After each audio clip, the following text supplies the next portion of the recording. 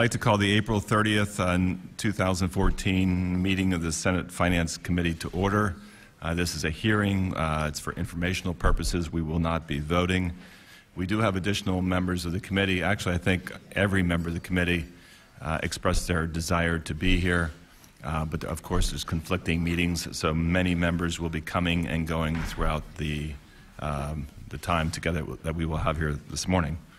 I see many members, many people in the audience with signs. I just ask that you be courteous of the people sitting in back of you, and you're doing that right now. You're not holding them up so the people in back of you can't see. So just keep that in mind for the people that are sitting in back of you, that they'd like to, no doubt, have their vision not obstructed. Today's hearing marks another step in the ongoing discussion of property tax reform in Pennsylvania. Before we start, I'd first like to commend my colleagues, Senator Dave Argall and Senator Mike Fulmer, for their tireless work to fundamentally change the way we fund public education by elimination of school property taxes in the Commonwealth of Pennsylvania. I'm proud to have the opportunity to work with these individuals and to be part of this process to ensure that any proposal of this magnitude is properly vetted. In my tenure as chairman of the Senate Finance Committee, we've already held 3 separate hearings on this proposal to eliminate property taxes in Pennsylvania by expanding and increasing the sales and use tax and increasing the personal income tax. While it may seem redundant to hold yet another hearing on this very important topic, we must keep in mind that each hearing has resulted in beneficial changes to the language of the bill. In our first hearing, held in 2012, the IFO, or Independent Fiscal Office, discovered a shortfall in funding, which resulted in a revised bill in 2013. A hearing by the Majority Policy Committee allowed the sponsors to receive detailed testimony from opponents of the proposal, helping them to address issues brought to light. And then just last fall, we held another hearing which brought to light technical issues with the current language that had resulted in a significant amendment aimed to address these issues. And I credit these sponsors for their responsiveness. And that's where we find ourselves today. Senator Argall and Senator Fulmer have been working on an amendment since October and recently shared their finished product with the Senate Finance Committee. Today's hearing will focus on the proposed amendment to Senate Bill 76. And it's Amendment A06382. We have received written testimony from the City of Philadelphia and Allegheny County Executive on their experiences with increasing local sales and use taxes. Specifically, we requested information on the projected revenues versus actual revenues when Allegheny County increased their sales and use tax from 6 to 7, and when the City of Philadelphia increased their sales and use tax from 7 to 8. We also received written testimony from the Pennsylvania Department of Revenue on Pennsylvania's recent tax collections. It's no secret that Commonwealth revenues are lagging behind projections, and I believe they're lagging behind approximately $111 million to date. Sales and use tax. So we'll need to be taking that into consideration, of course. For all those who are interested, all the testimony and supporting documents will be available in the Senate Finance Committee website. The Senate returns to session today at 11 a.m., so we're somewhat limited on our time. Toward that end, I urge my colleagues to keep their testimony and questions specifically to the amendment or to the issues of the sales and use tax revenues. I will now ask my co-chair, Senator John Blake, for his opening comment. Thank you, Mr. Chairman, and good morning, ladies and gentlemen. And I want to express thanks to the chairman, of course, for his diligent leadership of the Finance Committee as the Republican chair, and I want to express thanks also to my 2 colleagues and friends, Senator Fulmer and Senator Argall, who will be here this morning to provide additional information. A couple of comments I'd like to make before we get going, and I'll make this quick. I think it's important to note at the outset of this communication that the local property tax system in the Commonwealth is flawed, obsolete, inadequate, not uniform in its effects on local taxpayers throughout the state. Some counties have acted responsibly in keeping local real estate assessments current and reasonably predictable over time, while many other counties have clearly not. In Lackawanna County, for instance, where I serve. The people of the 22nd Senatorial District local real estate values have not been reassessed since 1973, and there are similar circumstances as that around the Commonwealth. This uneven and somewhat arbitrary local circumstance has been and will continue to be punitive on poor fixed-income aging homeowners who want to stay in their homes as long as they can reasonably afford to do so. And the Senate Democratic Caucus acknowledges this crisis for many of our seniors and lower-income property owners, and we are committed to a responsible solution that can eliminate the property tax burden on these lower-income property owners while assuring sufficient, predictable, and reliable state financial support for public education. Lawmakers on both sides of the political aisle here in Harrisburg have indicated that taxpayers throughout the state prefer consumption taxes. As the chairman noted, sales taxes over property taxes and income taxes, and the discourse around Senate Bill 76 seems to corroborate this fact. There are serious concerns as well as serious implications on tax policy that have been exposed by the debate on Senate Bill 76, so we need to be thoughtful, deliberative, and responsible in this matter, and we need to avoid short and long-term consequences that can undermine the economic competitiveness of the state. Adequately funding public education is an urgent imperative. Protecting the financial interests of aging and lower-income homeowners is also an urgent imperative. As we consider the passage of legislation to correct what is, for many Pennsylvanians, a very real school property tax crisis, we need to find the proper balance to address both of these simultaneously. I look forward to the testimony of my friends and colleagues, and thank you, Mr. Chairman. Well, thank you, Senator Blake. Appreciate it. Senator Fulmer, Senator Argyle, if you would like to make an opening comment. Senator Argyle. Thank you. Thank you, Chairman Brubaker, Senator Blake, and to all members of the committee for allowing Senator Fulmer and me the opportunity to give you an update on Senate Bill 76, the Property Tax Independence Act. I know that the members of this committee and its staff have spent a lot of time and attention on this key issue, which literally dates back to the 1830s. And so please understand that the co-sponsors of this bill really do appreciate your attention to this issue. This issue, of course, has been before the General Assembly for many decades. I found in my file, this is what Senate newsletters looked like in the early 1980s. This was the majority leader at the time, Senator John Stauffer, who talked about the fact in 1981 that for many more years than I care to remember, I've been seeking the enactment of legislation to abandon property taxes for funding basic education. He talks about the fact that apparently the property tax was invented in Athens in 596 BC, and the first complaint about real estate taxes was submitted in Athens in, yes, guess, 596 BC. Property tax is hated, as I think Senator Blake had noted. It's one of the most hated institutions in society today. Although its use has become nearly universal, it is the unfairest, the fastest rising, and the most capricious tax. Property tax assessments and reassessments have become bywords for political manipulation. And then he summarized at the end, isn't it about time that we get down to business and establish an absolutely just and equitable way of funding our public schools? That was 1981. And so I think it's fair to say that the legislature of the 1970s and the 1980s failed to solve the issue. If anything, it's gotten worse. That's why we're here today. And the argument used to be that, well, it's only a regional issue. And certainly some regions were hit more unfairly than others. When we first started working on this issue, we only had 13 co-sponsors.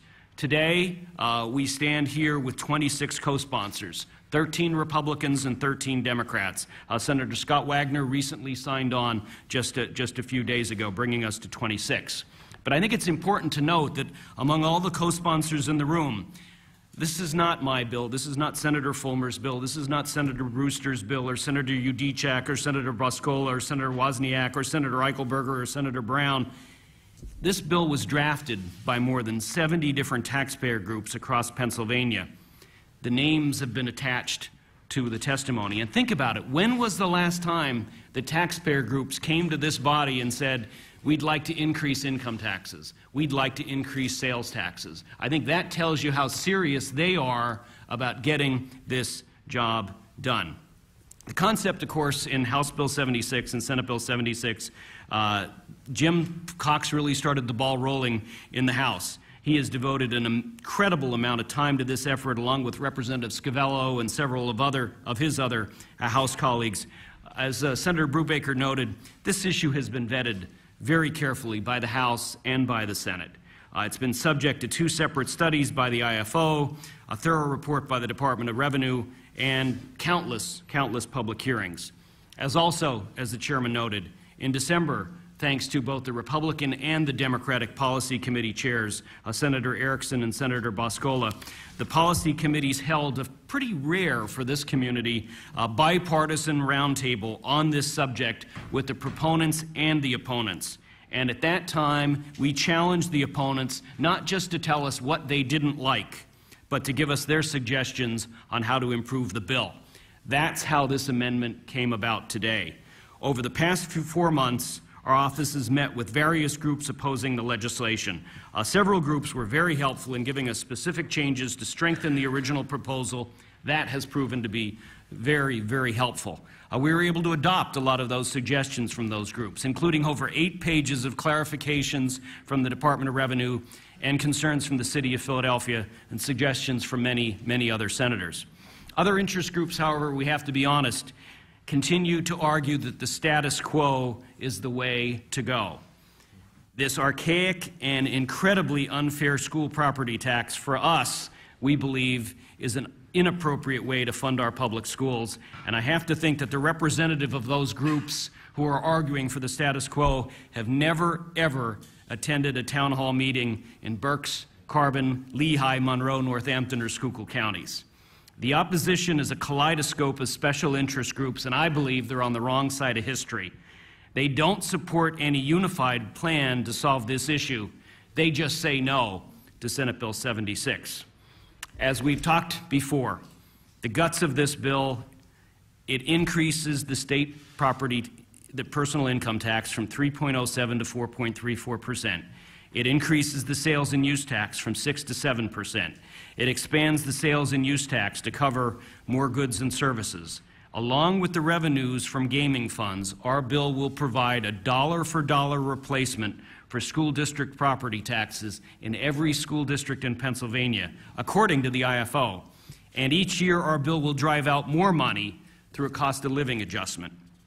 The amendment addresses concerns we heard throughout the dialogue on the issue by clarifying all services subject to the expanded sales and use tax, clarifying all business-to-business services exempted from the sales and use tax, and deals with several technical issues. Information which details those changes has also been included in my testimony for your review today. Now, while some groups may defend the status quo, we are sure that you've been hearing from the public, demanding not that we reform, not that we tweak, not that we cap property taxes, but that we eliminate them for all time for school districts so they can never, ever, ever come back. We have the support of a majority of Pennsylvanians, and poll after poll states that taxpayers are willing to make this historic tax shift. A recent statewide poll commissioned by the Pennsylvania Association of Realtors found that 52% support this concept, with only 36% opposed. I think you'll understand that in this business, a 16-point lead, that's called a landslide. In other polls, in my own district, I commissioned a poll. 65% of Republicans said yes, 56% of Democrats supported. Only 20% of Republicans and 25% of Democrats opposed. Some other polls, the Reading Eagle conducted one in April of 2012, 90% approval for the concept. KQV Radio in Pittsburgh in 2012. Do you support the elimination of school property taxes in exchange for a higher sales tax that would apply to more goods and services? The internet results said 74 to 26. The phone was 85 to 15 in favor. The York Dispatch, May 2012, 73% yes, 9% no. If you don't believe this data, I would encourage you to commission a poll in the district that you represent. I suspect your district's numbers would be very, very similar to the ones I found in my own district. And then there's the question of the state constitution. The General Assembly, it says, shall provide for the maintenance and support of a thorough and efficient system of public education to serve the needs of the Commonwealth. Can anyone in this room argue with a straight face that the way we currently fund our public schools with this unfair and archaic system meets this requirement? Thorough and efficient? I don't think so. I am but one of many who believe the current system is unconstitutional. So we face an important choice today. We can act or we can wait for some future court challenge, but who knows when or how the Supreme Court may choose to resolve the issue.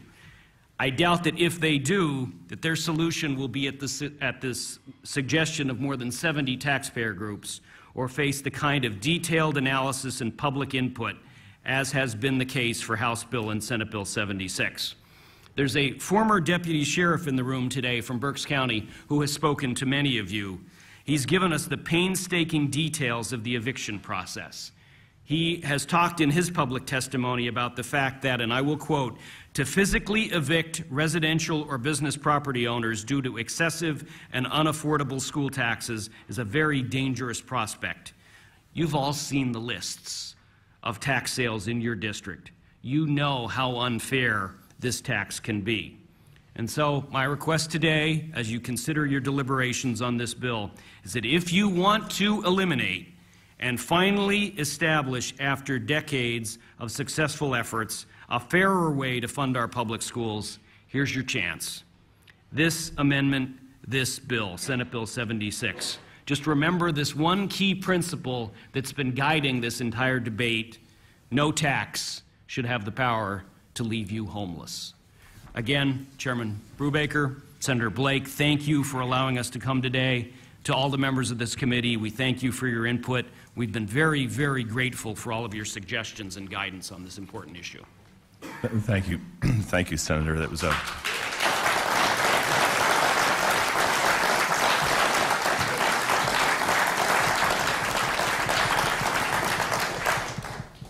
very thorough and efficient presentation. I'd like to make a clarifying statement, if I may, and then Senator Fulmer would, of course, offer his opening testimony. Senator Argyle, within your opening comment, you mentioned sales tax going from 6 to 7. I just want to make sure we're perfectly clear. It's 6 to 7 across the majority of the state, 7 to 8 in Pittsburgh, and 8 to 9 in Philadelphia. Is that correct? Okay, thank you very much. Senator Fulmer. Well, I too want to thank the chairmen, both Brubaker and Blake. Thank you very much, and members of the committee. And I want to thank you for this opportunity to offer my support to Senator Argyle and his efforts to eliminate school property taxes through the passage of Senate Bill 76. I wholeheartedly support the bill and Senator Argyle's amendment. Many of us ran on the promise of eliminating property taxes. If your districts are like mine, people say property taxes are their biggest headaches, and they want an elimination of these taxes to be top priority for the General Assembly. Like any state tax policy, though, let's be clear, shifting from one tax to another will result in winners and losers. SB 76 is no exception. That is totally, I just want to put that out there.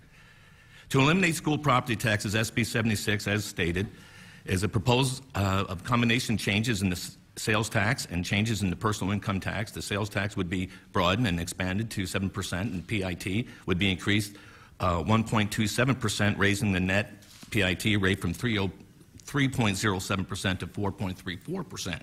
And of course, we just had that clarification on the effects of Philadelphia and Allegheny County. Now, the opponents of SB 76 had two main objections to the bill as drafted. The numbers don't work, and the bill is technically flawed. Senator Argyle's amendments to SB 76 addresses both of these issues. The amendments was drafted through an arduous process of meetings with opponents, carefully going through their concerns, studying the October 2013 Independent Fiscal Office analysis of the bill, and dissecting the 13 pages of comments from the Pennsylvania Department of Revenue on the bill as drafted. The process has resulted in a comprehensive amendment that is now before you. It makes a number of important changes, including carefully describing to-be tax services, clarifying business-to-business exceptions, addressing various technical flaws and timelines. This amendment eliminates all the excuses for not supporting SB 76. The numbers add up. The bill is now technically correct. SB 76, with the amendment, allows us to reach a much-needed and long overdue goal of eliminating school property taxes. If you support SB 76 with the amendment, you support the elimination of school property taxes. If you don't support SB 76 and the amendment, you support the status quo. And I just want to point out that besides the unfair and inequitable and antiquated way that we're funding our school systems, this tax something that's even much more to the heart and the basis that build this great nation, and that is called property rights.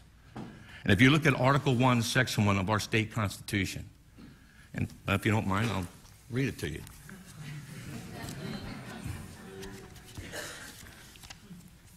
All men are born equally free and independent and have a certain inherent and indefeasible rights, among which are those of enjoying and defending life and liberty, of acquiring, possessing, and protecting property and reputation, and of pursuing their own happiness. I just want to ask before you, how can you have an acquisition of property if the property taxes make it harder to acquire? How can you defend your possession of that property if you no longer can afford those property taxes? What does that do to property rights? That's my question. Folks, we know this is a big shift. It would be the largest tax shift in Pennsylvania history. We understand that. And that's why, through Senator Argall's leadership and through the work of many hours of staff work, we looked at the technicality problems. We wanted to make sure these numbers worked. We just did not want this to be a populist decision. It has to work. But I just want to put this in the back of your mind, the rights of citizens-owned property. And this just came across the wire from Fox News, from Beaver, Pennsylvania.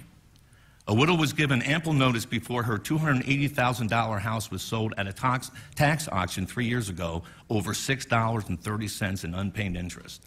A Pennsylvania judge has ruled, I paid everything. I didn't know about the $6.30. The $6.30 Batista said for the house to be sold just because of $6.30 is crazy. Beaver County Come and Please Judge Gus Caucus wrote that the County Tax Claim Bureau complied with the notification requirements in state law before the auction. She had previously owed other taxes, but at the time of the sale, she owed just $235, including other interest and fees. There is no doubt that she had actual receipt of the notification of the tax upset sale on July 7, 2011, August 16, 2011, the judge wrote. Moreover, August 12, 2011, a notice of the sale was sent by the first-class mail and was not returned. The property was sold for about $116,000, and most of that money will be paid to Batista if further appeals are unsuccessful. An attorney for the purchaser did not return a phone message on Monday. My point is, this is happening. And here's pages of sheriff sales. This is just from a Berks County merchandiser, and this is pages of tax sales from Philadelphia County. And I could have brought Lebanon counties, and I could have brought Lancaster counties, and I could have brought Dauphin counties, and I could have brought probably every counties. You can't miss it if you're really looking for it. And finally, Senator Argall so adequately pointed out that this bill was not written by politicians. This bill was actually put together by a group of taxpayer groups.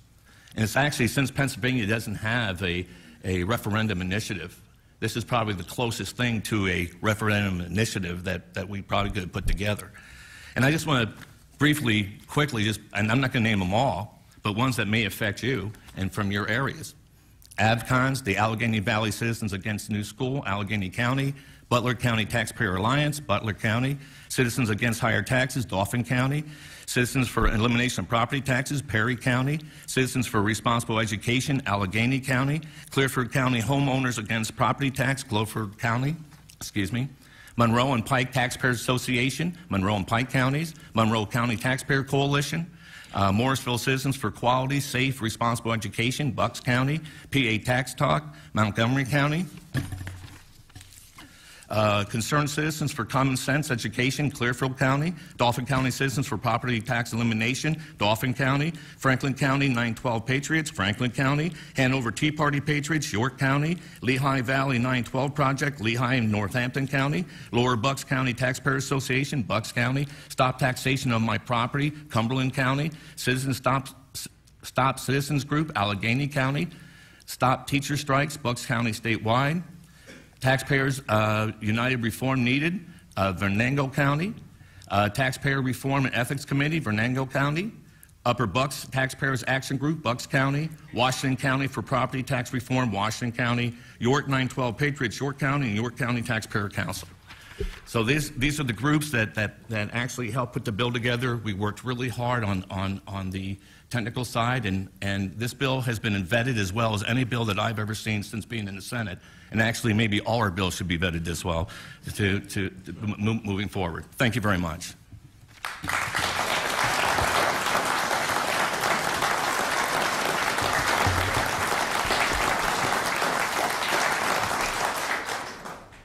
Well, thank you, gentlemen. A very effective opening presentation. So the floor will be, as Senator Blake and I will ask one or two questions to start, and then, of course, the floor will be open.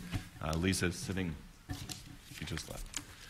Stephanie's sitting right beside me. If members could get Stephanie's attention, if you'd like to ask a question, we have 4 or so questions lined up already, and I would like to open. And the applause, of course, is much appreciated, I'm sure, by not only the 2 members sitting here, but each of us that realize how much time and effort these 2 gentlemen have put into this. But generally, applause is not a part of this process because we want to move it along as quickly as possible, and we want to be as impartial as possible as well.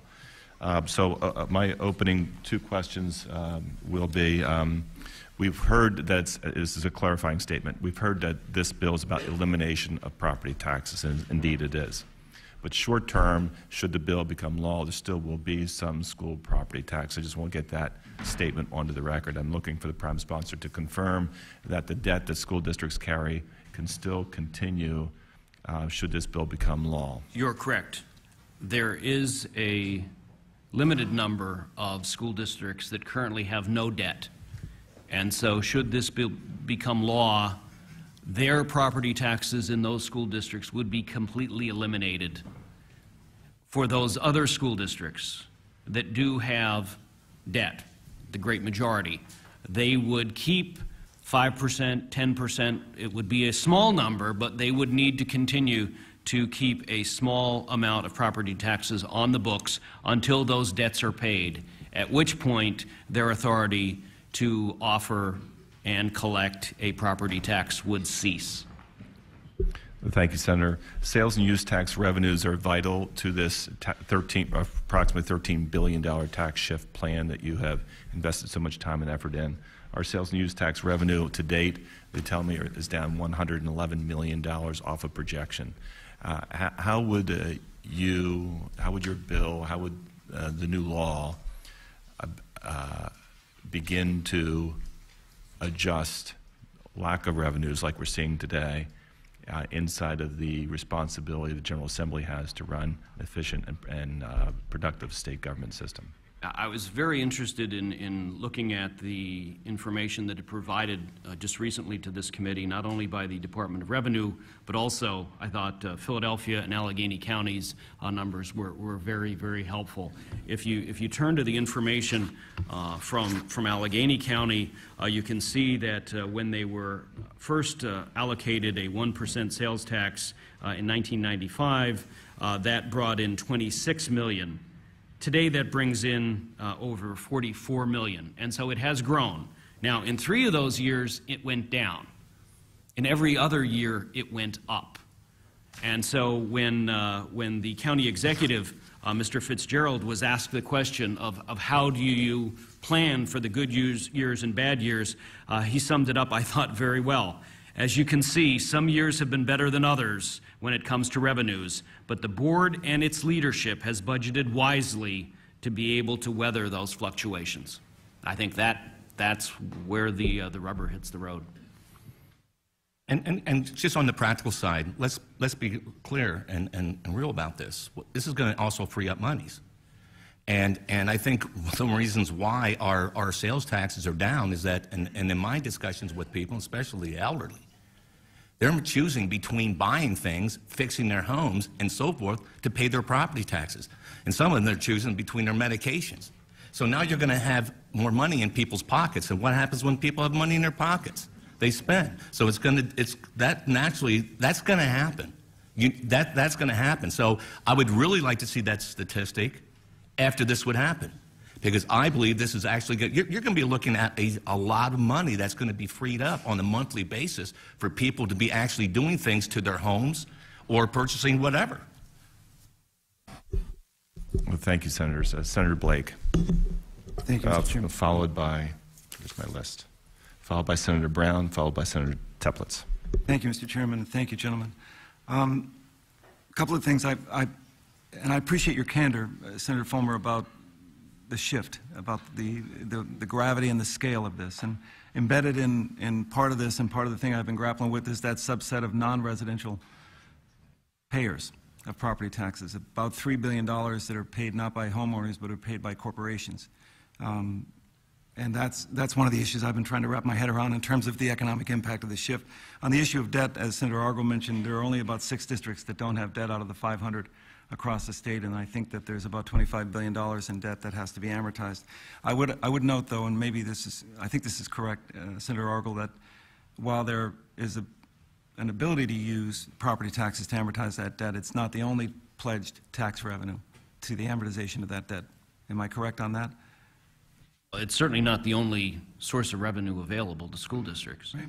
To amortize the debt. The fact is the matter, they could continue to send those bills out, but they may not, depending on the revenue that they get from the Commonwealth. What I think is very clear is when those debts are paid, then their school district property taxes would cease. They would go to zero. Understood. The issue for me that's, and I'm to the chairman's request to try to isolate some focus on the amendment itself, the use of NAICS codes to define taxable service could be confusing, and I'm actually asking for some clarity on this because it really refers to industries. And the question is, are we certain that the services that are likely to be taxed? In other words, there could be a particular NAICS code business that provides this service or that service. The question is if your vetting process has created clarity that we don't just tax a business because it happens to be in a NAICS code, but because it's actually providing a service that was meant to be taxed. One of the objections to the original bill was that it says that the original bill said that you will pay taxes unless you're exempted, and that was not clear. And so many of the groups that have objected to the bill said, you know, tell us who is going to be listed. And so in meeting with staff, this was the best way that we thought we could provide that degree of specificity by using those codes and saying, this is taxable, this is taxable, this is taxable. Certainly the Department of Revenue may want to clarify some of those should this become law, when this becomes law, through the regulatory process. But it was the best way that we could come up with in dealing with both the proponents and the opponents of the bill to provide that specificity that people were asking for. Thank you. Those codes, those codes, by the way, came directly out of the 2013 Independent Fiscal Office report. So we didn't make this up. We took, Senator, I understand your concerns, but we took a painstaking amount of time. It was like watching paint dry. I'm just going to let you know. And wanted to make sure that this could be as fair as possible. And as I mentioned, I understand there's some winners and losers in this, and any tax shift that's above 0%. That's not the question. The question is, are we going to get ourselves out of an antiquated 19th century mode of funding our schools in the 21st century? That's going to be the question. Understood. In the interest of time, Mr. Chairman, I'll let the other members raise questions. Thank you, Chairman Blake. Chairman Blake referenced, and Senator Argo and Fulmer referenced this next document, and here it is. Each of the members were given this document. I don't know how many pages it is. It's a very crude estimate of 40, 50, 60. So this is the document that is being referenced, and it's North American Industry Classification System. Senator Argo, it is this document that is now inserted into the language of the bill to define what is taxable and what is not. Is that correct? Thank you. Senator Brown, followed by Senator Teplitz, followed by Senator Eichelberger. Thank you, Mr. Chairman. Thank you, gentlemen, for your presentation. You know, anyone who's been in the building for a couple decades knows how much work this is, and how much work you put into this. This is a tremendous amount of work. And also, all of us have local interests in this. Being in that group, Senator Argo from Lehigh, Northampton, Monroe, Schuylkill. Knowing the importance of this issue for that region. We actually had a story of a gentleman just recently who went to his tax collector, I think it was the last cycle, and paid his property tax bill of $13,000 in $1 bills in protest to the burden of the tax. So that's the passion that's behind what you're doing, and I just want to compliment you for your efforts in that regard. Just some clarifying questions based on questions I've got, so I can help explain the bill to others, because it is a very comprehensive measure. The taxation of medical services. Could you just briefly go over how that is, what happens with medical services under the proposal? And as they're referencing to their staff, a reminder to the prime sponsors and to members, we want to make sure every member has an opportunity to ask one or multiple questions. The only way we're going to get that done and be able to make session in time is to be relatively brief with the question and brief with the response. I double-checked to make sure that my guess was correct, and I am told that medical services would continue to be completely exempt. Okay. The list we have here of sick codes it's titled as subject to tax. Is there, and I might have missed it, do you have a list of sick codes that would be exempt from tax that you could provide? We only... Working on that. Yeah, that was part of the original confusion, and so this bill now lists, if I'm correct, only those that are taxable. Senator, is your microphone on? Yes. Okay, thank you. Be good just to have it, so in terms of questions that we're going to... Yeah, that'd be helpful. Just, again, major piece of legislation. It's good to have all the information. And just one last question, Mr. Chairman. The sick codes in here list a lot of business segments that would qualify currently as purely public charities. That process currently, Department of Revenue, file an application, and if you qualify, it's more stringent than qualifying for a federal income tax exemption. But the Department of Revenue has the authority to provide for an exemption from sales tax, and a lot of these sick codes, cemeteries, museums, would qualify. How is that? The provisions of the bill, how do they relate to each other? Just so if I get questions from charities, how it affects them. Nonprofits continue to be exempt. All right, so the sick codes here would be applied to a for-profit entity. Okay, that's perfect. Correct. Thank you, gentlemen. Thank you. I want to make sure, I want to ask a clarifying statement. Senator Brown asked about medical, and I think the response was medical is exempt. Did I hear that? I do. And this document is what would become taxed. Is that correct? And I understand that there are some medical services, so maybe this is, we'll have this discussion more fully outside the hearing, but I understand that there are some medical services within this document. Am I wrong on that?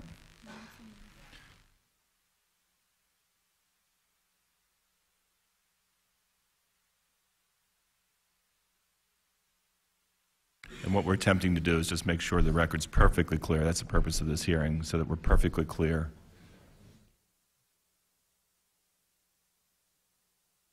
My understanding is that they would continue to all be completely exempt, Mr. Chairman. And we might want to follow up with that to specify that for I think, the understanding of all the members, just to be 100% sure. Thank you. Senator Teplitz had to go to another meeting, I believe. So it's Senator Eichelberger, followed by Senator Smith, followed by Senator Hutchinson. Thank you, Mr. Chairman. Great presentation, gentlemen. Dave, you had mentioned about the fluctuation of sales tax particularly, but generally it trends to go up, which is important for people to remember. And Mike, you had talked about freeing up money because people now are paying their taxes. People had high heating bills this year. There's reasons why people weren't spending money. People will spend more money if they have dollars in their pockets to spend. I agree with that 100%. I just wanted you to generally clarify when you ran the numbers for the amendment, that how did you calculate for, or did you calculate for in any way, any increases based on some of the things you had said, trends, dollars being freed up, the regressive nature of property taxes where people were afraid to invest in their property because they know their tax bill will go up if they invest in their property. That was something I learned as a commissioner, that people often would put money in other things or put money in the interior of their home so the outside of their home didn't look better to the tax man as he was driving by. So these are all issues that have played on our society in Pennsylvania for a long time. But I just wanted to clarify what your general position was with built-in increases when you were looking at calculations for the amendment. Yeah, we used the IFO data. We utilized the Department of Revenue data. If you think about the way that we fund the state of Pennsylvania, we depend on income and sales tax. So it's good enough for us. But for some reason, we've stuck school boards with this archaic 1834 model. So, how are we going to fund the public schools? Well, how old is your house? Did you fix up the outside? Did you fix up the inside? Did you fix the hole in your roof? How many acres? When were you assessed? When were you spot reassessed? Most people, I think, would tell you that's a crazy way to fund the public schools, which is why we're trying to get away from that. But yes, we use the IFO and the Department of Revenue data that calculated the annual increases as much as that can be predicted. And Senator, just a little bit of history here. Let's remember the sales tax was created as a temporary tax for our school system. So it was originally to be used for our schools. So we're just trying to be consistent. So the bottom line is, our takeaway for this is that there's no additional windfall built into the numbers. It's just the Department of Revenue calculations. Yes, each school district would be in the future getting the same amount as they get today, a dollar-for-dollar replacement. And then the following year there would be a COLA, and then there would be another COLA, and there would be another COLA, based on the amendment as it's indicated. Right. And that amendment basically follows the rate of inflation compared to population growth. So we understand there's going to be underlying cost increases that just go across the board. But when you're looking at the rate of property taxes compared to the CPI over the last decade, it is the Grand Canyon. I mean, it goes like this. I mean, you can go to the IFO report of 2013 and you can see it for yourself. It's huge. And so what we're trying to do here is not to underfund our schools, but to make sure that we're funding them thoroughly and efficiently through a broader, fair tax system. The amendment, at the suggestion of several different people, does change the cost. I call it a COLA. The cost of living factor would be adjusted in order to drive more money to the schools. The old bill referred to the Consumer Price Index. We believe that by utilizing the statewide average weekly wage, that will be a more appropriate funding change, and so that's included in the amendment.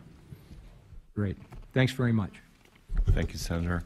I'm still on this medical services only for the purpose of clarity, and we'll see if we can't get it resolved before the end of this hearing. If not, we'll make it clear to the committee and to the public. I'm looking at the SIC codes into something. Well, here's one specifically: 621610, and that code is home care of elderly, medical. And there's another one that follows home health agencies, home health care agencies, home nursing services. These are all various individual SIC codes. Hospice care services, nurse association, visiting. So it appears to me that these become taxable. Maybe we're not all calling them medical.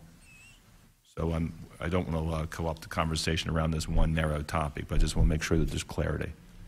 Well, if I understand your question, and I was trying to get some clarity here because this was like watching paint dry. So, but the nonprofits are exempted, and they'll continually be so. And so all your, that's correct, right? Okay, so what I'm hearing, Senator, is if these services are implemented by a nonprofit, not taxable. If these medical services, if we may call them that, are implemented by a profit, That's correct. oriented institution, then therefore they become taxable. That's correct. You're confirming that. Thank you so much. Senator Smith, followed by Senator Hutchinson, followed by Senator Wozniak. Thank you, Mr. Chairman, and certainly thank the makers of the amendment for their work and diligence on this issue, and it's certainly one that a lot of us agree that we need to have a healthy dialogue around, and your work has contributed greatly to that dialogue. And just to piggyback on something the chairman raised with regard to medical services, that was a line of questioning that I had as well. So any clarity on that front would be helpful. The example that I was going to actually give in that context was Code 541380 is X-ray inspection services, for example, that it appears would be subject to sales tax. So I think that any clarity on the medical services portion of it would be helpful. My question is on the business exemptions, the business-to-business contracts and relationships that are basically exempt from the application of a sales tax. Can you describe a little bit about how you guys came to that exemption and the reason for the business-to-business exemption and why that needs to exist? And I believe the intent of that was very, very clear from Representative Caucus's original work with the House legislation and the 70 different taxpayer groups. They want to avoid what's called pyramiding, so that the same service could end up getting whacked again and again and again, and rather than a 6 or a 7 or an 8% sales tax, it could, by the time it was done, be in the 20 or 30 or 40th percentile as the process was going through the business community, from the lawyer to the accountant to the sales. And so that was something that we tried to clarify during the amendment, but that was really included in the original intent of the legislation as well.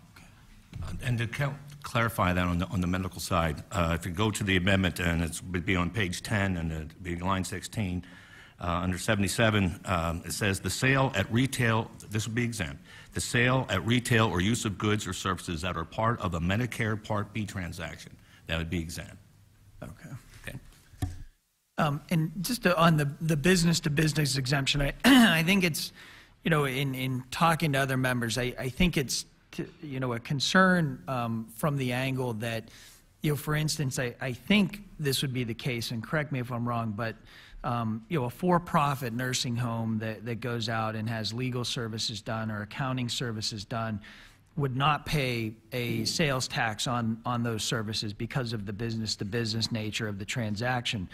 But a senior living at that for-profit nursing home who goes out and has accounting services or medical services or legal services done, unless they're covered by an exemption under the legal services category, would pay a sales tax on those transactions. So I understand what you're saying with the business concern with pyramiding and sort of the multi-layered aspect of the sales tax, but I think that, I think we've got to be careful with trying to make the tax structure more fair, but also situations like that where a senior may end up paying while the for-profit nursing home they're in wouldn't pay for the identical service that they're receiving. So I think that's a little bit of a concern that some folks have, and if you can elaborate on that or any thoughts.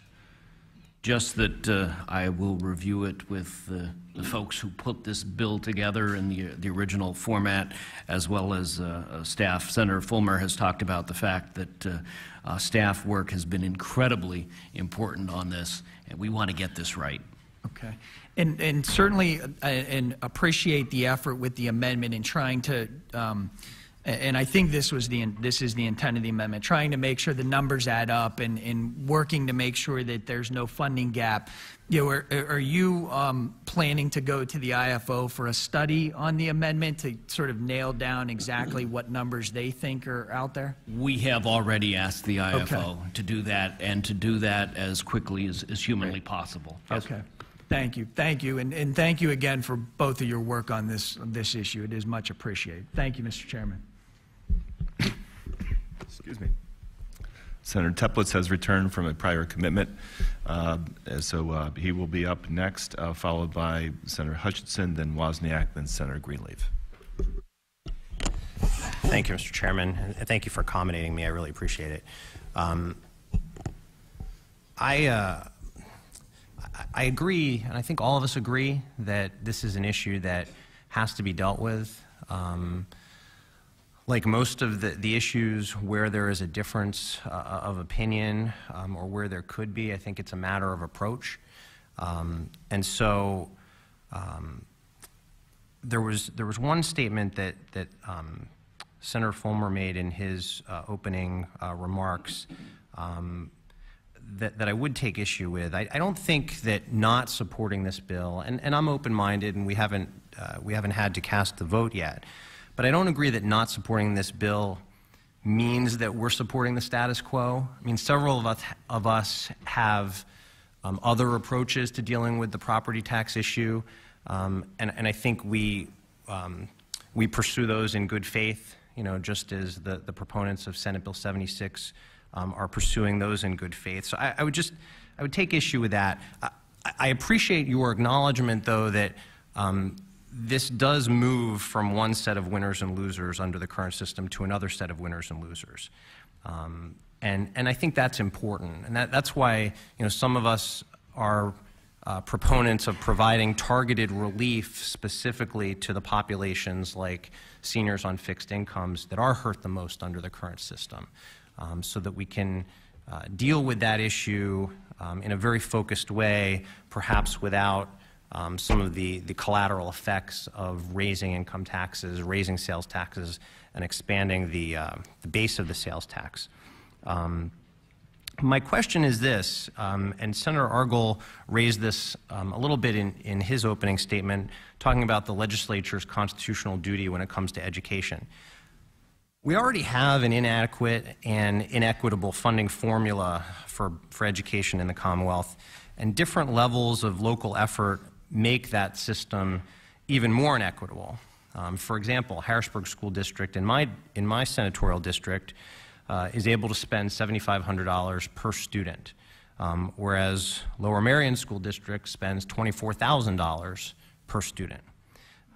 And you can see, at least as somewhat of a consequence of that, you can see differences arising from that difference in spending. If the state is now going to pick up the local effort and make the total funding a state responsibility, doesn't it lock in that current system and the inequitable treatment and open us up to a constitutional challenge?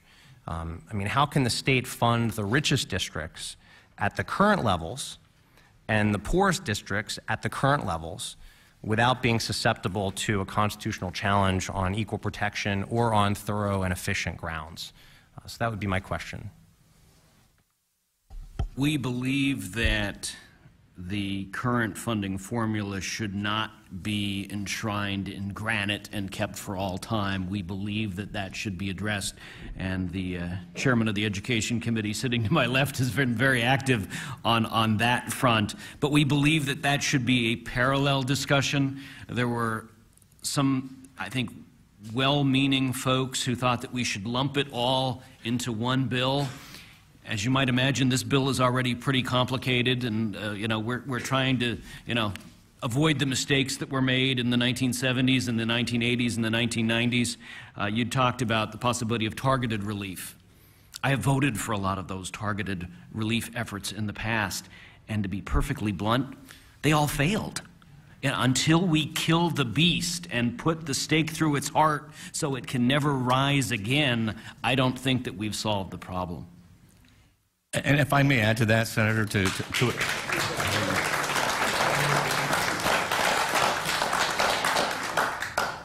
I wasn't trying to, my opening comments on your supporting status quo, I'm trying to make the seriousness of this scenario. But let me address the school funding formula scenario here. If we tried to lump this all together, this already is such a huge lift, and there's so much fear about doing this now. To get it caught up in the quagmire of education funding right now, it would never happen. And we're running into to trying to get this done. Now, I will let you know, and if Senator Pat Brown was still here, he has a bill that we moved out of committee, but we decided to move Representative O'Neill's bill out of the Education Committee that deals with that very issue. And we're going to be putting together ASAP, a General Education Funding Commission mirrored along the same lines that we did with the Special Education Funding Commission. We're going to try to have that thing finished and put into place by January. So it's going to be that's the goal. It could take a little longer, as you know how Harrisburg works sometimes, but the goal is there, and I think the interest is there. Representative O'Neill's bill came out of our committee unanimously, no complaints whatsoever. So I think we're moving along those lines. You bring up a very good point. We do want to not only come and create a fair funding formula to fund our schools in the 21st century, we also then need to also, alongside of it, deal with the inequitable funding formulas that have been plaguing us for many years in this state. Sorry. Can I follow up? Please. Yeah, thank you. Briefly, if you could. Sure. No, I understand. And I appreciate the answer. If that, just as a practical matter, though, if that new funding formula is not in place on, the effective date of this act, isn't there going to be some period of time when the current inequities are locked into place, number one, and number two, doesn't that disparity open up the bill or the law to an immediate constitutional challenge? If we could have a brief answer to that, we have 3 additional members that would like to speak. Well, I don't think so. I think by pushing and moving along, not pushing, but moving along, and as we have in a very thoughtful way that we've done with this bill, I believe that is going to be the inertia that is going to be needed. And quite frankly, and this is where my cynicism comes up about being here at the Capitol, is that we won't do anything unless we're forced to. And the bottom line is this is going to create so much issue to making sure that we get this done that I believe that this will help us get there. In my mind, the courts could invalidate our current system. Yeah. If they see us moving forward, I would hope that they would give us a little bit more time. If, on the other hand, we fail, then I think that really invites a court challenge. Thank you, Senator. Senator Hutchinson, followed by Senator Wozniak, followed by Senator Greenleaf. Thank you. It's funny because Senator Teplitz was exactly along the lines of my original questioning, and I'll just briefly say that going back to a previous life, I served on the school board in my local community, and we did join a lawsuit against the state because of inequitable funding of schools.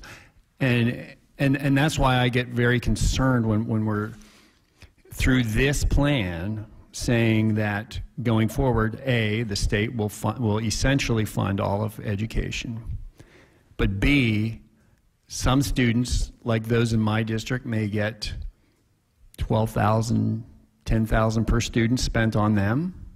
Others will get $23,000, $24,000 per student spent on those students. And once we get that in place, I think there's less of an incentive for people to come to the table and talk about some funding formula change. That's a major hurdle for me. But since that question was already hashed out, I will ask you this.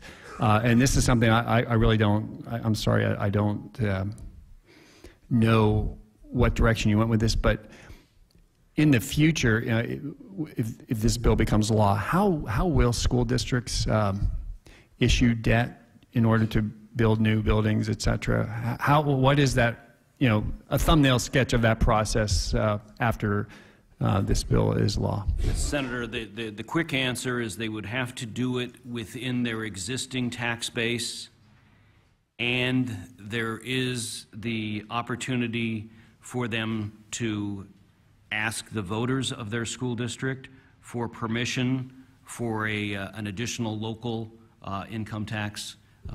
Just the way many other states do it, but they would not be able to do it solely on their own. They would have to put it on the ballot. Okay, thank you. Senator Wozniak, followed by Senator Greenleaf, and that will conclude round one. Thank you. Thank you, Mr. Chairman. Senator. To the audience here, this is the furthest I have ever seen this issue go. Back under the Ridge administration, I sat right up there where these two gentlemen are as the chairman of the Special Committee on School Funding. And the very same concept was brought out. And everybody was for it except me. Exempt me. I'm for that concept, but not me. And I'm looking at this list right now, and except for maybe transportation on canals and some deep seaport stuff, they're not too much of a special interest to me, but I mean, a lot of these people are going to come visit every one of us, and that's our challenge. My interest is because in my area, and I'm sure Lehigh Valley, Philadelphia, we have a lot of corporations that have pretty large footprints in our districts, so they pay a very significant amount of property tax.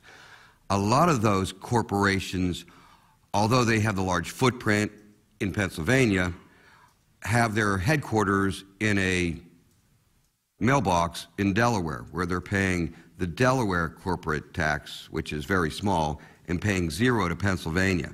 How do we make up that difference? Because they won't be paying a personal income tax or a corporate income tax, and now they won't be paying property tax. There, of course, and you and I were here, Senator, there was an attempt in the Casey administration to provide tax relief only for individuals, not for businesses. In order to do that, it required a constitutional amendment. And the end results of that long and painful debate was the worst defeat of a constitutional amendment in the history of Pennsylvania. So you can imagine why the taxpayer groups chose to go this route rather than attack the uniformity clause head on through a constitutional amendment. We don't pretend for a moment that this bill is perfect, but we do, as you've indicated, it's the furthest that it's ever come before, with 26 co-sponsors in the Senate, with considerable interest in the House. We believe that it's an appropriate compromise, given the interests of both the individuals and businesses. I have to point out that, you know, corporations are paying 50% of the sales taxes, so that isn't excused from the Delaware loophole. And if you're a subchapter S corp, you're also going to be subject to the PIT. So that was going to be my next question. I was assuming that subchapter S's are paying just as everybody here, and I am on the PIT. So we're not trying to let anybody off the hook, but let's remember who really creates the jobs here in Pennsylvania. We don't in government. Companies do. Businesses do. And over the long term, I think we have an opportunity to turn this whole state into a Keystone Opportunity Zone, in all honesty. So, I mean, with the potential to attract those family-sustaining corporations like, you know, the hard BMW that's doing a great job in Greenville, South Carolina, and, you know, Mercedes-Benz, they underpay so terribly. And they're down there in Mobile, Alabama, and Airbus Aeronautics. I mean, we got to start putting a shingle on the state of Pennsylvania, saying, hey, not only to protect our existing corporations and companies that provide jobs now, but we should be doing everything we possibly can to attract new corporations and new companies that want to come here so that our citizens can have family-sustaining wages. So I just think that this is just one of those areas that I think would really help to do that. Yeah, fair enough. My question was if they're going to pay or not pay. And nothing's going to be perfect. And I can tell you how everything works, and you guys know. And I know I just have a few minutes here. We have to do something to try to create a fairer tax burden upon all of society. The individuals are going to do it a little bit differently. They're going to make a decision whether to support this bill or not support this bill, not on the greater good, but if I'm paying less, I'm for it. If I'm paying more, I'm against it. I mean, that's how the human nature is going to be. We have to look at it the greater good. And I think many hands make lighter work, and all these groups paying a little bit might be able to help eliminate that system. And one last advertisement or request is, as you know, Mr. Chairman, I have a couple of bills in your committee that deal with making schools more efficient and reducing the number of school districts, and perhaps as we're trying to do this, the real issue is the fairability clause of everybody getting a fair shake in the basic education formula, but also making our school districts more efficient. We have a very archaic system at that end, and that drives our property taxes up too. So just a little advertising there of my issues that are inside your committee. Okay, thank you. It was a very cunning move there, Senator. I was going to say slick, but I thought that might be misinterpreted in a negative way. I meant it to be a compliment. And by the way, I have a bill to reform our pension system, Senate Bill 922. I think it's a great bill.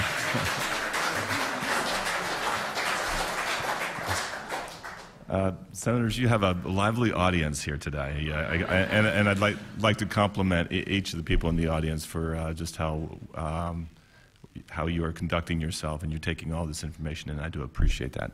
Our final member to speak is Senator Greenleaf. He's under counsel at the moment. Senator Greenleaf, would you like the floor? Let me say that I think what you're doing is very, very important.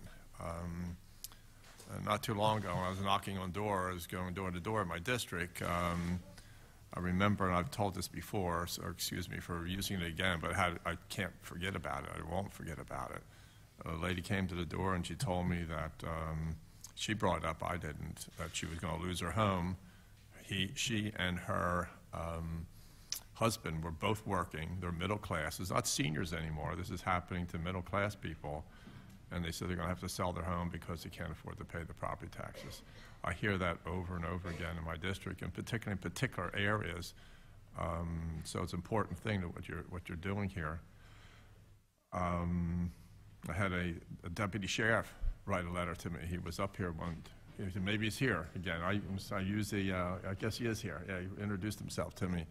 All I did was I got the letter from him, and he's saying one of the things that he hates the most is going up to people's homes in Bucks County, part of which I represent, but it's not just limited to Bucks County, and have to service an execution notice on them, and that they were losing their home because they weren't able to pay the property taxes. That's intolerable. So I thank you for doing that. Well, the only concern that I have is that I've been here long enough to realize that there are unintended consequences of the bills that we introduce. And I've been watching this legislation to make sure that there are no unintended consequences that causes more problems. So I just have a couple questions to clarify that I have the concerns that I have. For example, we have all kinds of mandates on school districts. I mean, like particularly special ed.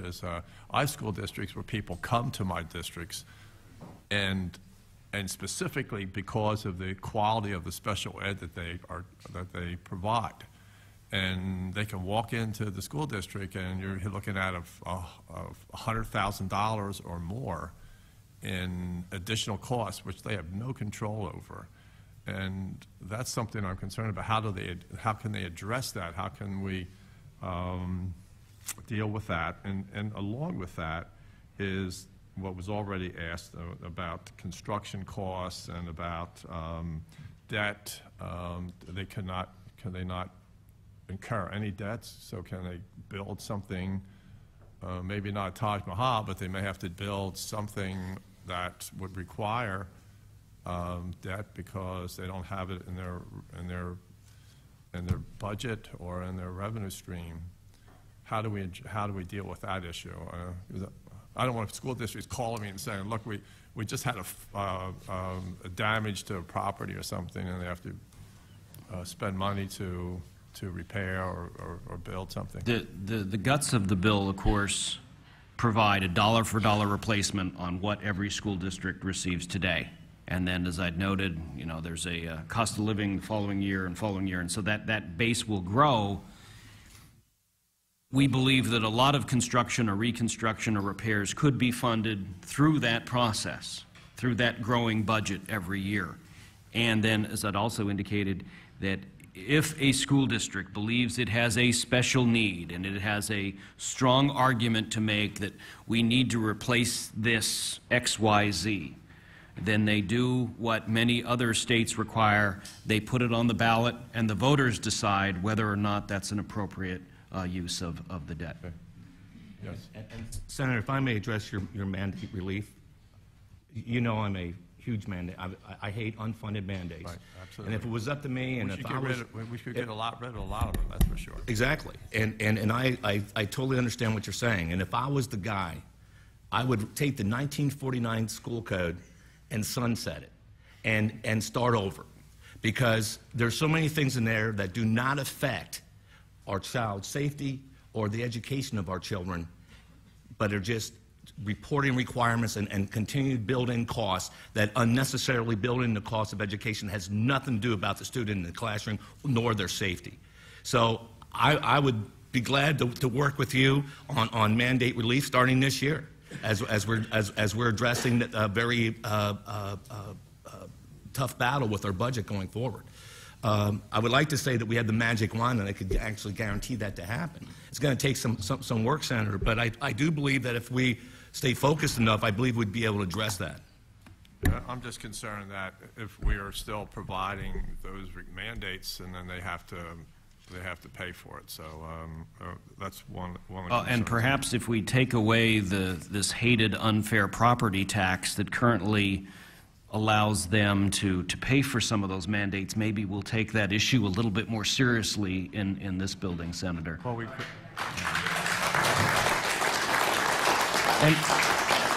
And to point out, Senator, also... No, but the problem is if we don't, then they're hanging out there. Well, that's, okay. but you also remember that the money will be coming from the state, so there wouldn't really be any unfunded mandates. Maybe we'd get better at that, too. So, okay.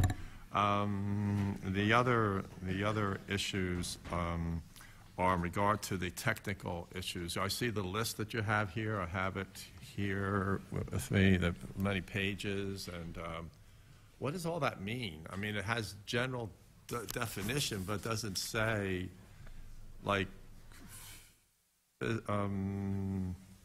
Stuart, it says motion picture laboratories, for example.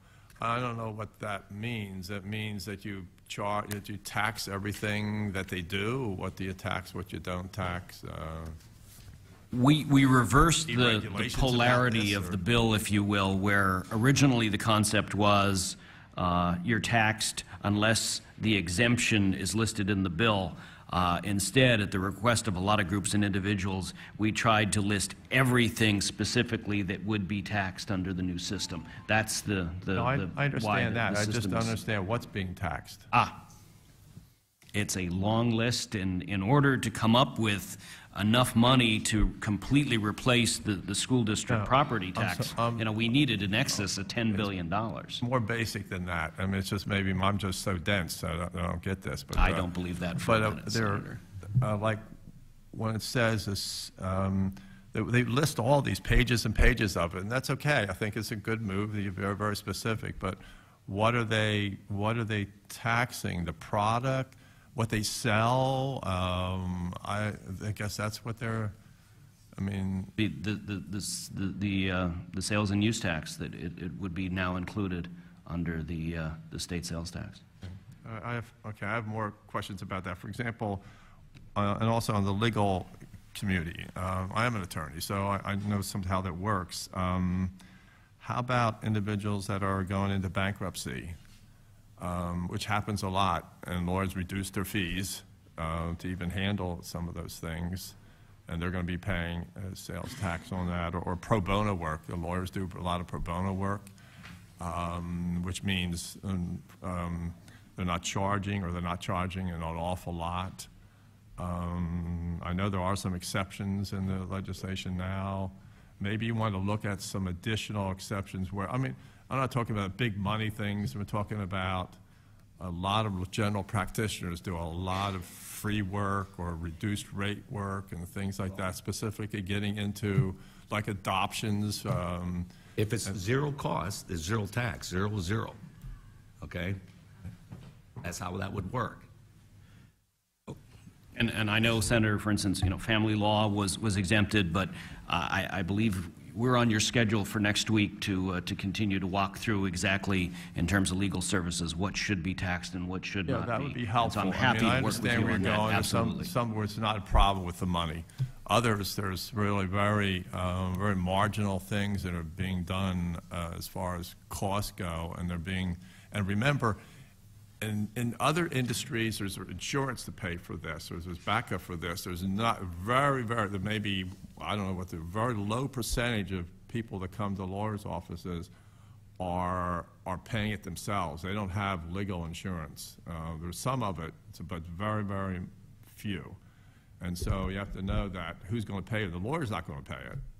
I mean, it's going to put it on the bill, and the client has to pay it. So I would appreciate if you look at those areas in which it have a very, very negative impact on people that have very few Be happy assets. to do that, Senator. Okay, thank you. If I may just real quick, just put a final reminder in all this. We understand and tried to be very, very compassionate in making sure that we weren't going to be overly burdensome on the poor. That's why we had to add the PIT into it. That's why we eliminated all the WIC foods and make sure that we weren't going to affect meat and eggs and bread and fruits and things of that nature. That's why we put the $50 exemption. Anything $50 or under wouldn't be taxed per item. We wanted to make sure that we weren't going to be overburdensome. But let's not forget who really loses in the end. Yes, we may have some winners and losers in all this. But is it worse than losing your home that you bought or supposedly thought that you owned, but because you cannot afford your taxes, you no longer have that right to live there? And that is what we really need to keep focused here of what we're trying to do. We cannot make a perfect world. And I said it, and I tried to be upfront. This is a tax shift. There's no doubt about it. And there's going to be some winners and losers. There's no doubt about that. But there is nothing worse than working your whole life, raising your children, putting them through college, served your country. This was an actual example of mine when I was going door to door back in 2006. World War II veteran who was the last man standing from his company who landed on Omaha Beach in Belgium when the World War II was over for him, was forced to move out of his home at 82 years old. He served his country, did everything he was supposed to do. There's nothing worse than that. That's what we need to keep in mind.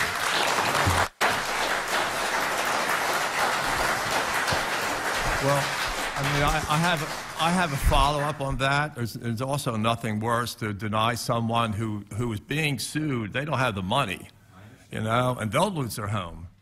They'll lose more than the home. They'll lose their checking account. They'll lose everything that they own. And if we deal with it, we have to be sensitive to that. I don't want them to be losers. That's the concern I have about unintended consequences. That's a great point. Thank you. Thank you. I think we're on your schedule for Monday to review just that point. Thank you, Senator. Well, thank you. We're 6 minutes past our adjournment time. I'd like for Chairman Blake to offer a closing comment, then I'll do the same. Thank you, Mr. Chairman. Real quick, I just want to again thank my colleagues, their staffs, for their work. This continues to, because of the complexity of it, because of the implications and the scale, it continues to be an enormous responsibility on each of us to get into the weeds and to understand the implications, and to Senator Greenleaf's point, make sure we understand that we avoid unintended consequences, and I think you've labored to that end. We ought not tax food, shelter, or clothing. It happens that we do tax shelter right now. I agree with everything you've said, Senator Fulmer, on this issue of responsibility to guarantee that government and the conduct of our actions in tax policy don't put our citizens at risk of losing their home. I think we can deal with that effectively, but I'm still mindful of the issues associated, to your point about the affecting of the poor. Sales taxes and income taxes do affect spending power and spending habits. Those are issues with which we need to be concerned, And we need to be concerned about the business community, the small business community that you mentioned that provides the most jobs in this state, particularly those that pay at the PIT rate, are going to see a 41% increase in their taxes. Now, the trade-offs have already been laid out here, so I don't need to get into that. I do want you to know that, as my colleagues have mentioned, we are open-minded. We will continue to work with our colleagues on both sides of the aisle on this committee, and I'll be glad to work with the chairman as this process advances. Thank you. Thank you, Chairman Blake. Thank you, gentlemen. You were responsive to each member's question. I do appreciate that. As Senator Wozniak has stated earlier, that this issue has gone further than it's ever gone before, and it's due in no small part to the incredible sweat equity that each of you have put into it. And it's not only you and your own staff, but you've canvassed the entire Commonwealth of Pennsylvania, listening, which is what we all need to do, listening to the citizens of Pennsylvania. You've done that exceptionally well, so thank you. I have two final questions just for additional clarity, because again, that's the purpose of this hearing. One is, there's a broadening of the taxation base. Within side of this legislation, is there some items that are currently taxable that become non-taxable inside the sales and use tax? No. Okay, thank you. And then the last question for clarity is, I chair the Hunger Caucus, and I see the Executive Director of Central Penn Food Bank is here. And we talked about unintended consequences. Senator Fulmer and Senator Argyle both spoke very well about in making sure that we're not hurting the, matter of fact, what you're trying to do is help the people that have fallen on difficult times. So we have a food bank system in this Commonwealth, I think, that is exceptional. And I want to make sure that dialogue continues with Central Penn Food Bank and others to ensure that the products coming into that system are not reduced unintentionally as a result of this legislation. Would you like to make a statement to that? Yes, certainly, if they're on the WIC list, they would continue to be exempt. For other foods, we could certainly try to clarify that additionally further with you, Senator. Thank you. I mean, it's a non-for-profit, so it's going to be exempt totally, and there always will be. And the stuff that would be taxed would be like your Funyuns and your Tasty Cakes and things of that nature. I mean, your basic food items are still going to be non-taxed. Things that are essential to a healthful living standard of nourishment, and that's what really your Hunger Caucus is all about, is making sure that people are properly fed and nourished.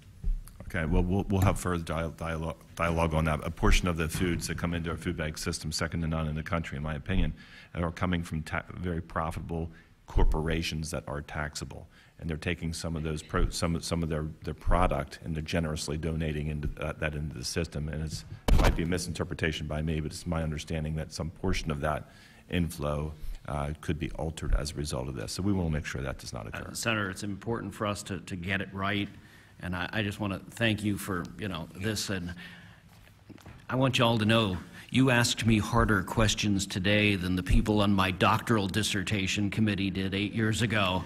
The only difference was when I was up there at Penn State, I didn't have Senator Fulmer and these two fine staff people behind me to help. And so this has been, I think, very, very helpful as we try to refine this product. Thank you very much. This hearing is adjourned. Thank you.